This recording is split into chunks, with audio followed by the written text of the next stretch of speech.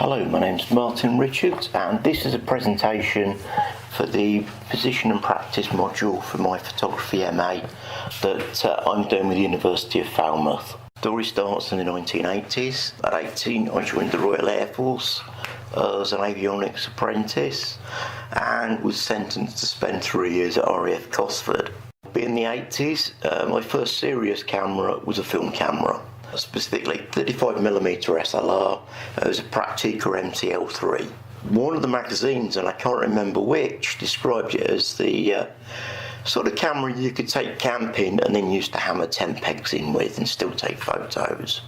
I spent 14 years in the RAF. That owing to the sort of work I did, photography was not normally allowed on the bases except on special occasions.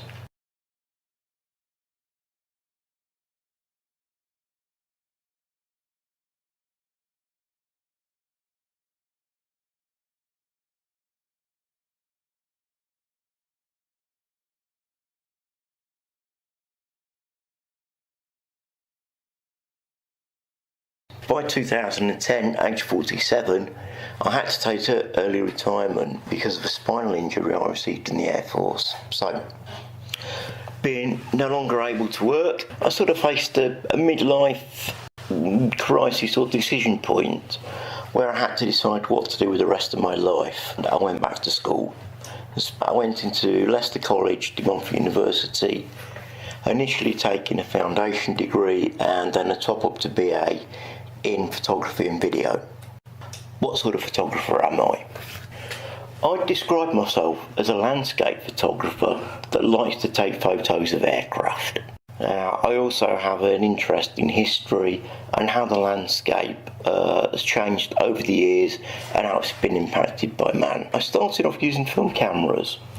Finally making the switch to digital in 2007. Over the years, although technology's changed, my attitude to photography has not changed.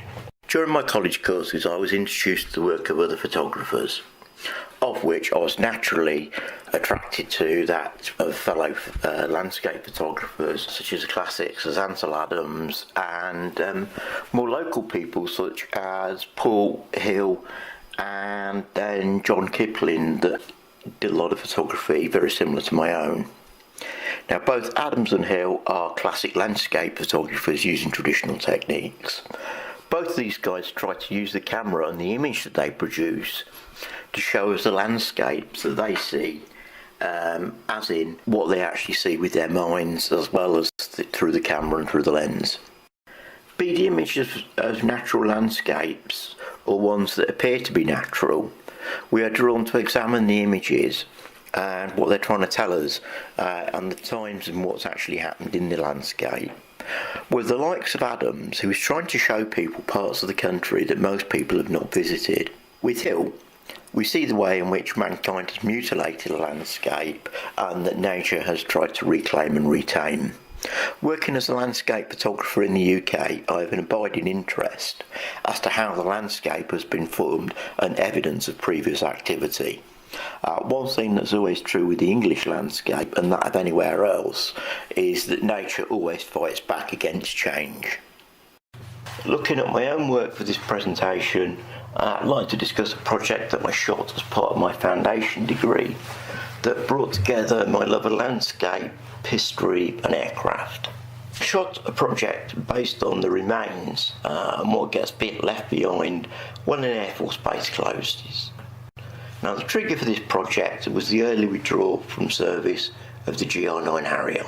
I was part of the design team for this aircraft. Not only did we lose the aircraft, but we also lost the last RAF base in Leicestershire and Rutland. The RAF from about the 1930s built its bases to a common pattern by which there was a main runway that aligned with prevailing wind and two crossing runways. This created a very distinctive shape in the landscape.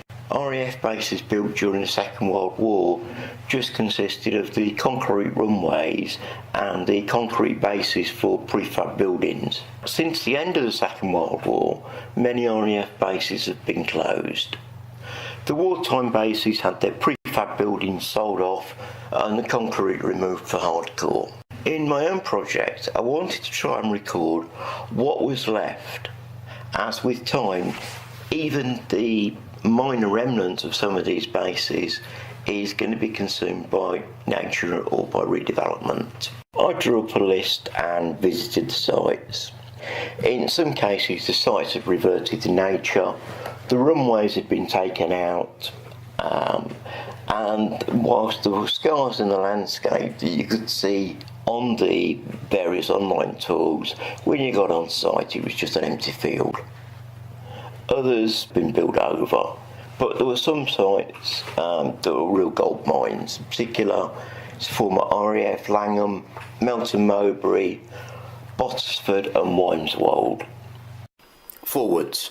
For my final project, I'm intending to produce a landscape project based on landscape and history that follows a common theme with a lot of my earlier work, and that it shows the history around us that most people will just drive past and ignore but not see. In this case, the image shown here is one of several hundred former prisoner of war camps in the United Kingdom. This particular camp, or more correctly the remains of the camp, is in a village called Scraptop, 3 to 4 miles from where I live.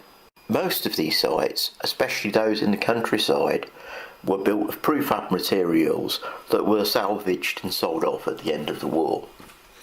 My aim is to try and document some of these sites in an effort to communicate and remind people of the existence of these places before they disappear completely. Now, some of these sites have been preserved, whilst many have simply gone. The production of images of such places may be limited as to what the site looks now, or even the production of metaphors. It may also, by default, have to include a high content of preserved sites, such as Eden Camp in North Yorkshire, as well as that of the partly preserved POW camp in Orkney that contains the Italian chapel. As a piece of finished work, I envisage at present a photo book with a mixture of maps, current and historic images, possibly with an exhibit of prints. This project echoes that of my former RAF-based project and an earlier photo book based on something called Project Emily, which is the remains of former missile bases that were in the United Kingdom, and also echoes the work of that Cold War Pastoral by John Kipling.